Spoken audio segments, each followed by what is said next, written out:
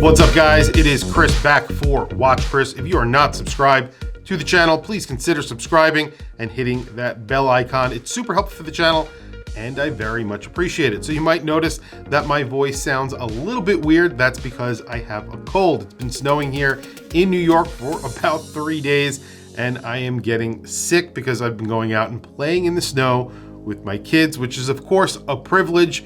I'll probably remember these days when I get older. However, right now I'm not feeling so great. But either way, I am making this video today because I love the watch we're about to look at. It's a Vulcain. Now, Vulcain are one of those brands that I think get overlooked by everyone. There are some collectors out there that are interested in some of their watches. Most of their watches do get overlooked besides their Cricket dress watches. Today, we're not looking at a Cricket. We're actually looking at a Skindiver. It's a reissue of one of their watches from 1960. Now, the brand actually has a history going back to 1858. So they are an historic brand with tons of firsts. The Skindiver, obviously not a first for them, but this is a really nicely designed watch that's a very true representation of that original 1960s Skindiver.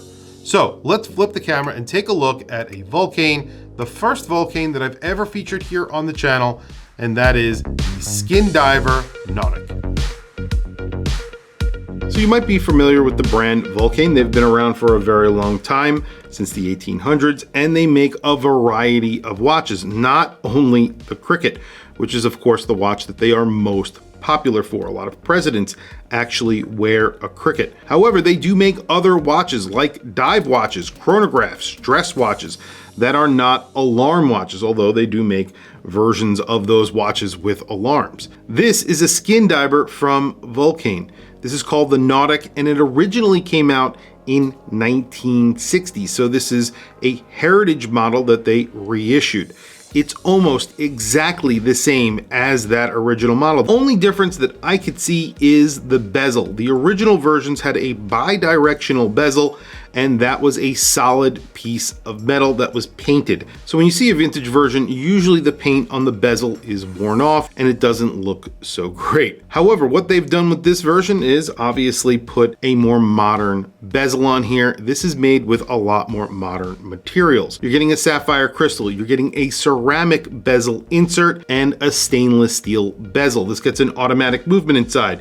It's an ETA 2824. That 2824 has a no date. So this is a no date version of the 2824. There is no ghost date position. You're getting a beautiful blue metallic dial.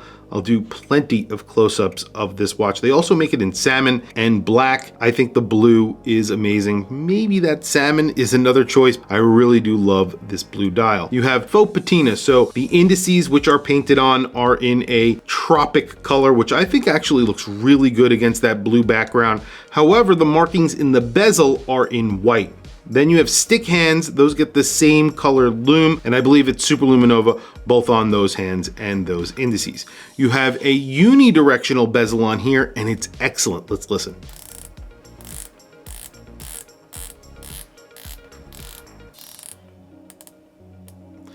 So the bezel action is very crisp, sounds great, feels great, very good bezel action on here. Obviously unidirectional, so it's a little bit different from that original watch, but the dimensions here are almost spot on. This is a 38.2 millimeter watch at that bezel. At the case, it's basically 38 millimeters. The crown is around 6.4 millimeters, which is very large for a 38 millimeter watch. Then you have a lug to lug of around 44 millimeters, just over 44 millimeters.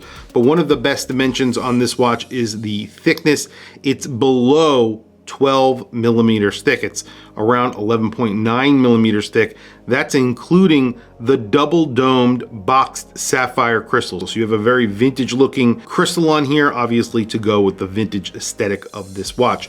You have a signed crown, and then you have the Vulcain case back. It's signed Vulcain, very nice. Different finishing on here as well. There's some circular brushing and some bead blasting, polishing. So basically everything going into the case back. It really does look good. You have this beautiful gray strap, which is just soft and supple. I really like the gray strap that they provided on this watch. The buckle is bespoke, really nicely made, solid, and it of course has the Vulcain logo that goes all the way across. I always liked the vintage versions, but they were always hard to find with a bezel that was intact. This basically gives you that exact watch with a bezel that will last a lifetime. Before I show you the Vulcain on my wrist, and talking about vintage watches, today I have a vintage watch on my wrist. This is my vintage Porsche design by IWC. This is a watch that I recently purchased. It's something that I've always had on the list to buy, and this is, I think, from the 1990s. Just a really cool watch that I think is really good looking in titanium. And there's the Vulcain on my 7.5 inch wrist. I have to say this wears really comfortably and really well on my 7.5 inch wrist. It's thin, the strap is really soft, it's very comfortable. You can see that it wears very closely to my wrist. This retails for $1,723, something like that, on the Vulcain website.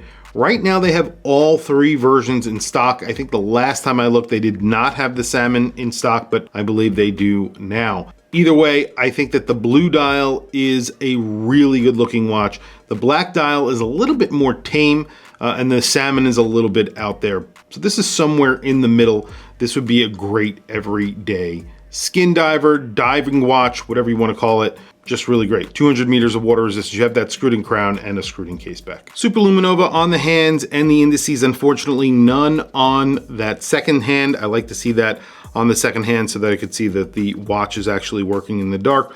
Other than that, I think that the lume is very nicely applied to both the hands and indices, so it's pretty bright, very evenly applied as well. So I cannot complain. Really great looking watch, very, very functional.